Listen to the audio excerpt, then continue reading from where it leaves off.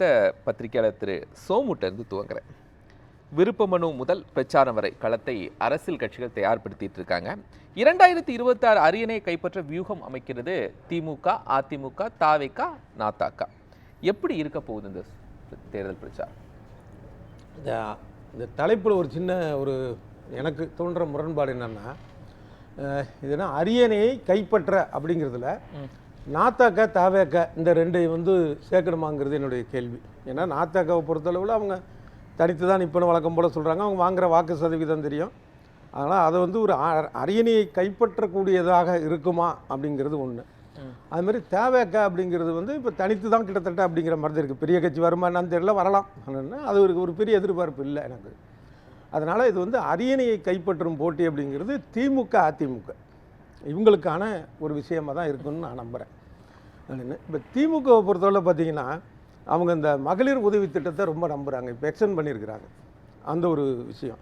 இதை தவிர பார்த்திங்கன்னா மாணவருக்கான விஷயம், புதுமை பெண் திட்டம், இந்த மாதிரியான ஒரு விஷயங்கள் இவங்க ஆட்சிக்கான ஒரு விஷயம். அடுத்தது தேர்தலுக்காக அவங்க பண்ணக்கூடியது அதிமுகவை விட தீவிரமாக இருக்கிற ஒரு விஷயம் தீவிரமாக பண்ணிட்டு இருந்தாங்கன்னா, வீட்டுக்கு வீடு போய் அந்த வாக்காளர் பட்டியலை சரிபார்க்கறது, அவங்களுக்கு உதவுறது, இந்த மாதிரியான ஒரு விஷயங்கள். இது எப்படிப்பட்ட தாக்கத்தை ஏற்படுத்துனா, இயல்பாக திமுக ஆதரவாளர்களாக இருப்பாங்க, அவங்கக்கிட்ட ஒரு எப்பயுமே இருக்கக்கூடியவங்க இருப்பாங்க. ஒரு நடுநிலையாக இது எந்த கட்சிக்கு போடுறதுன்னு இருக்கக்கூடிய ஆட்களை வேறு கட்சிகள் போய் அணுகுனதாக தெரியலை. இப்போ இவங்க போய் அணுகி இந்த உங்களுடைய வாக்காளர் பேர் பட்டியலில் இருக்கான்னு பாருங்கள் வாங்கன்னு சொல்லி அதுக்கான விஷயங்கள்லாம் பண்ணிகிட்டு இருக்கிறாங்கங்கிறது அவங்களுக்கு ஒரு சாதகமான அம்சமாக முழுக்க எல்லாரும் மாறிடுவாங்கன்னு சொல்ல முடியாது. ஒரு கணிசமான அளவுக்கான ஒரு இது இருக்குது. அதே மாதிரி ஸ்டாலின் பார்த்திங்கன்னா, முக்கிய நிர்வாகிகள் மாவட்ட அளவிலான முக்கிய நிர்வாகிகள் எல்லார்ட்டையும் 1 to 1 போயிட்டுருக்கிறார், பேசிகிட்டு இருக்கிறார்.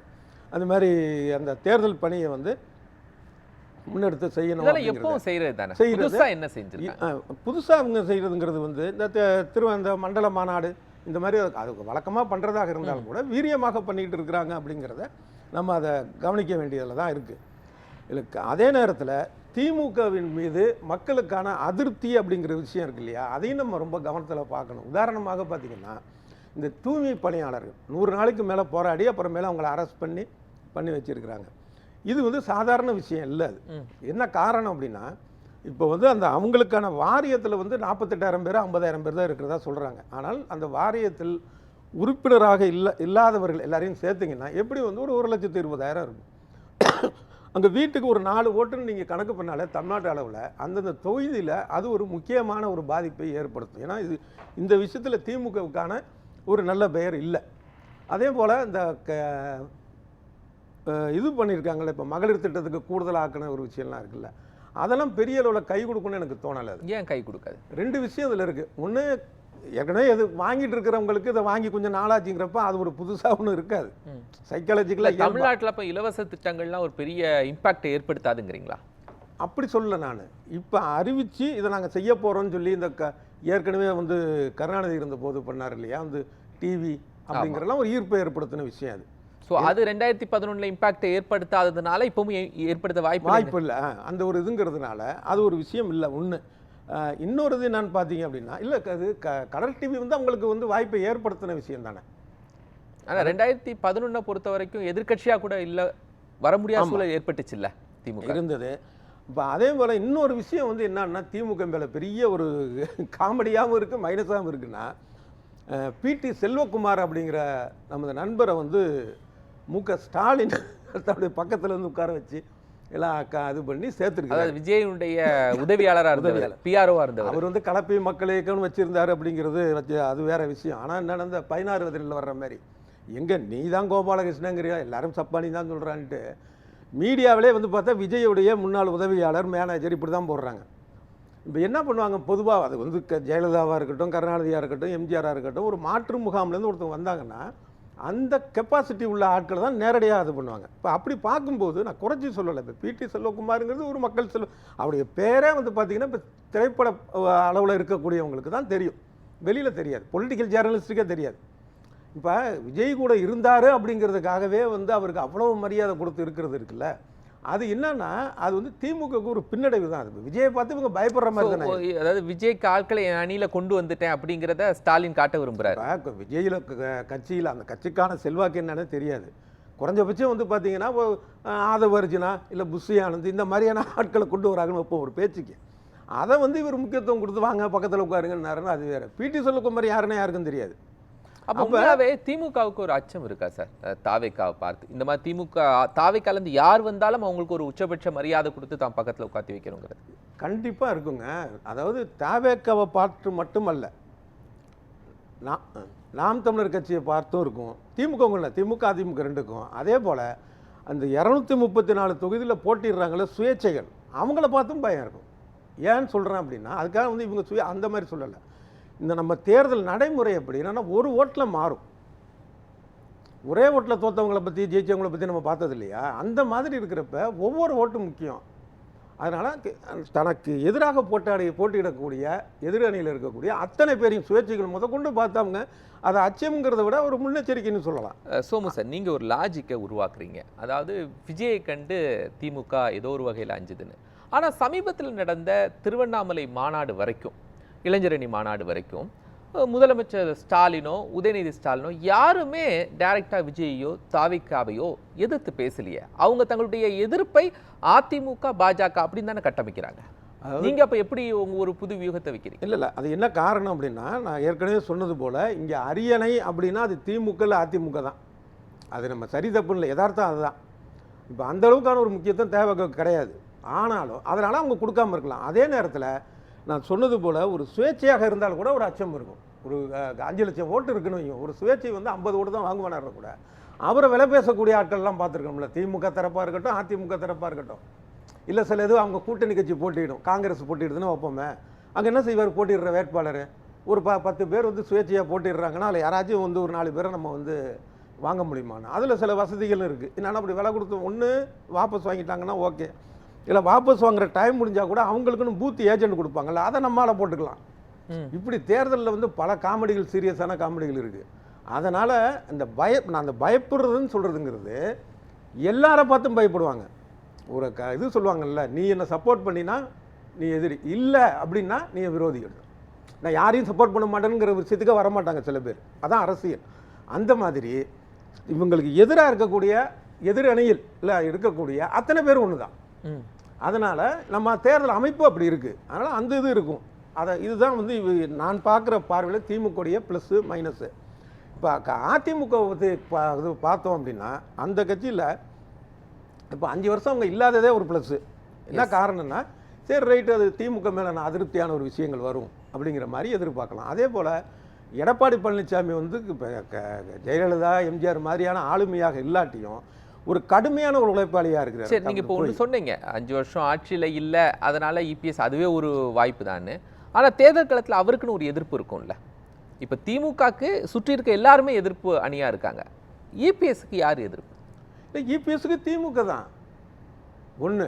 இன்னொன்று என்னன்னா ஒரே எதிர்ப்பு தானே? ஒரே எதிர்ப்பு தான். அதை தாண்டி பார்த்தீங்க அப்படின்னா இப்போ அவர் வந்து விஜயை கூப்பிட்டார்ல, அந்த கூப்பிட்டாருன்னா எப்படின்னா அந்த விஜயோட கட்சி கொடி பறக்குது பாருங்கள் புள்ளியாதுங்கிறது வந்து என்னென்னா விஜய் கட்சிக்கு வந்து ஒரு 40-50% வாக்கு வாங்கிடும் சேர்ந்தனா அப்படிங்கிற எண்ணத்துலலாம் எடப்பாடி பழனிசாமி அவர்களுக்கு கிடையாது. தொகுதிக்கு 1000 ஓட்டு வாங்கினாலும் நம்ம கூட வந்தாருன்னா ஒரு 10 சீட்டை கொடுத்து நம்ம வச்சுக்கலாங்கிற எண்ணமாக தான். அது மாதிரி தான் இருக்கும் என்னோட யூகம். அதனால் இவருக்கு வந்து ஒரு எதிர்ப்பு அப்படின்னு பார்த்தீங்கன்னா திமுக தான். திமுகவுக்கு எதிர்ப்புன்னு பார்த்தீங்கன்னா அதிமுக தான். இப்போ எடப்பாடி பழனிசாமியுடைய பிரச்சாரம் அப்படிங்கிறது வந்து கிட்டத்தட்ட அது வந்து ஒரு சக்ஸஸ்ஃபுல்லாக தானே போயிட்டுருக்கு. இப்போ நடுவில் பொதுக்குழு கூட்டினாங்க, கொஞ்சம் இடைப்பட்டு நின்றுருக்கு, மறுபடி போகிறாரு. அந்த ஒன்று. அது ஒரே ஒரு மைனஸ் என்னென்னா, யாராவது எடப்பாடி பழனிசாமி அவர்கள்ட்ட சொல்லலாம் என்னென்னா, இந்த பாருங்க, உதாரணத்துக்காக சொல்கிறேன், திமுக ஆட்சியில் இந்த மாதிரி ஒரு 100 பேர் செத்து போயிட்டாங்க அப்படின்னு ஒரு கோபமாக சொல்லிட்டு போல அதையும் சிரிச்சிட்டே சொல்கிறாரு வெள்ளதியா, ஒரு குழந்தை மனசோட. அப்படி இல்லாமல் அதை கொஞ்சம் கோபமாக ஆத்திரமாக சொன்னால் கொஞ்சம் நல்லாயிருக்கும். அவ்வளோதானே தவிர அவர் கடுமையான ஒரு யாரும் எதிர்பார்க்காத அளவுக்கு இபிஎஸ் கடுமையான விமர்சனத்தை திமுக மேலே வைக்கலைங்கிறீங்களா? கடுமையாக வைக்கிறாரு. 2 விஷயம் இருக்குது. கடுமையாக வைக்கிறவர்களுக்கும் கடுமையாக வைக்கிறாரு. அதை பேசுகிற முறை பார்த்தா அதையும் புன்சரிப்போடு இவர் சொல்கிறது இருக்குல்ல, அது ஒரு இதாக ஒரு விஷயம் ஒன்று. தவிர இன்னொரு நான் திமுக மேலே வைக்கக்கூடிய விமர்சனங்கள் எப்படி இருக்கணும் அப்படிங்கிறதுக்கு பாமக தலைவர் அன்புமணி ஒரு உதாரணம். ஒரு சின்ன விஷயம் பெரிய விஷயம் சோமு சார், பண்ணலாம். நீங்க ஒண்ணு அதே போல சொல்லுங்களேன். இப்ப இவர் செய்யணும். திமுக மீதான விமர்சனத்தை கூர்மைப்படுத்துறதுல எடப்பாடி பழனிசாமி முன்னிலையில இருக்கிறாரா, விஜய் முன்னிலையில இருக்கிறாரா? கூர்மைப்படுத்துறது இதுல 100க்கு 100 வந்து எடப்பாடி பழனிசாமி தான். இந்த 2 பேரை கம்பேர் பண்ணீங்கன்னா இவருக்கு எத்தனை மார்க்கு எடப்பாடி பழனிசாமி 100 போடலாம் அப்படின்னா, இந்த 2 பேரை மட்டும் சொல்றேன், சரி. கம்பேர் பண்ணா 100 போடலாம்னா அவருக்கு வந்து பாத்தீங்கன்னா சைபர் தான் போடணும். என்ன காரணம்னா பொத்தாம் பொதுவா வந்து குற்றச்சாட்டுன்னு சொல்றாரே தவிர ஒரு விஷயம் ஒரு ஆழமா பேசுற மாதிரியான ஒரு விஷயங்கள் ஒருவேளை எடப்பாடி பழனிசாமி எழுதி கொடுக்குறாங்கங்களா எனக்கு அது தெரியாது. ஆனால் அவர் பேசுகிற விஷயம் அந்த தொகுதி சார்ந்து நிறைய ஆரம்பத்தில் பார்த்தீங்கன்னா விஜய் வந்து திருச்சி இதில் கூட வந்து தொகுதி அந்த அந்த இடத்துக்கு ஏரியா சம்மந்தமாக பேசலை, நான் கூட அதை சொன்னேன். அப்புறம் அதை அடுத்தது வந்து பேச ஆரம்பிச்சார், நாகப்பட்டினம் அங்கெல்லாம் அதெல்லாம் பேச ஆரம்பிச்சார். அந்த மாதிரி கொஞ்சம் முன்னேற்றம் அந்த ஒரு விஷயம் இப்போ கரூர்ல கூட தொகுதி சார்ந்து பேசினார். அது மாதிரி புதுச்சேரியில் இது பண்ணியிருக்காரு. அதனால் முழுமையாக அதுங்கிற மாதிரி வரலை, அது வரணும். அதுக்கு வந்து என்ன செய்யணும்னா அந்தந்த தொகுதியில் பற்றி இப்போ ஈரோடு நாளைக்கு மறுநாள் இது பண்ணுறாரா அப்படிங்கிறப்ப இப்போ அதுக்கு அது வந்து நல்லா இருக்குன்னு தான் நினைக்கிறேன் அவருடைய பேச்சு. என்னன்னா அந்த பகுதியை சேர்ந்த செங்கோட்டையன் இருக்கிறாரு. ஸோ அதனால் அந்த பகுதி பிரச்சனைகளை சொல்லி அதே போல் ஒட்டுமொத்தமான ஒரு பிரச்சனைகள் இருக்குல்ல தமிழ்நாட்டு அளவில், அதை வந்து விஜய் கையில் எடுக்கணும். சோமு சார், நீங்கள் ஒன்று சொல்லுங்களேன். எல்லா கட்சிகளும் தேர்தல் பிரச்சாரத்தை ரொம்ப முன்கூட்டியே கையில் எடுக்கிறதுக்கான ஒரு 3 காரணம் என்னன்னு நினைக்கிறீங்க? 3 காரணம் இல்லை, ஒரே காரணம் முன்னெச்சரிக்கை தான். என்னன்னா இருக்கிறதுலே வந்து முதல்ல எடுத்தது வந்து அதிமுக. அப்ப எல்லாருக்குமே பயம் வந்துருச்சு. ஆமா கண்டிப்பா. இப்ப 2021 மாதிரி திமுக எளிதா இருக்காது. 2021 வந்து பாஜகன்னு சொன்னது அந்த ஒரு கூட்டணி. அப்ப கூட்டணியில வந்து கொடுக்குற சீட்டை வாங்கிக்கிட்டு அவங்க இருந்தது, இதெல்லாம் இருந்தது திமுகவுக்கு. இப்ப அது மாதிரி இருக்காது, இந்த எலெக்ஷன் இருக்காது. அப்படிங்கிறப்ப கூட்டணி கட்சிக்குள்ளேயே கூட வந்து ஒரு அந்த இடங்கள் எது கூடுதலாக எடுத்து அது பிரச்சனை இருக்கு. அப்போ சார், இப்போ சமீபத்தில் ஒரு கணக்கீடு சமூக வலைதளங்கள் இருக்கு, அதாவது விஜய் ஒரு 30 இடங்களை எடுத்தா தொங்கும் சட்டப்பேரவை தான் அப்படின்னு. இதுதான் எல்லாருக்கும் ஒரு அச்சமா இருக்கா? விஜய்னா இப்படி தனித்து போட்டிடுறாரா, கூட்டணியா, எப்படி எனக்கு புரியலையா? அவர் எந்த மாதிரியான ஒரு விஷயத்துல போட்டியிட போறாருன்னு தெரியறதுக்கு எப்படி ஒரு கூட்டணியில இருக்கிறாரு இல்லைன்னா தனித்து இருக்கிறாங்க, ஒரு 30 சீட் எடுத்துடுறாங்க அப்படிங்கும்போது சொல்றீங்க, ஏன் ஆட்சியை தனித்து நின்று பிடிப்பாருன்னு சொல்லுங்க. ஏன் 30 சீட்டுன்னு குறைக்கிறீங்க அவருடைய மதிப்பை? இல்ல, அதுக்கு வாய்ப்பு இல்லை, அந்த பிரிஸ்கிரிப்ஷனே 30க்கும் வாய்ப்பு இல்லை தனியா நின்னா இன்னைக்கான சூழலுக்கு. இருக்கா நாளைக்கு 2031 அப்ப ஏன் சார் திமுகவும் அதிமுகவும் இவ்வளவு முன்கூட்டியே தேர்தல் பிரச்சாரத்தை தொடங்குறாங்க? விஜய்க்காக இல்லைங்க, இது ஆரம்பிச்சு விட்டது எடப்பாடி பழனிசாமி தான்.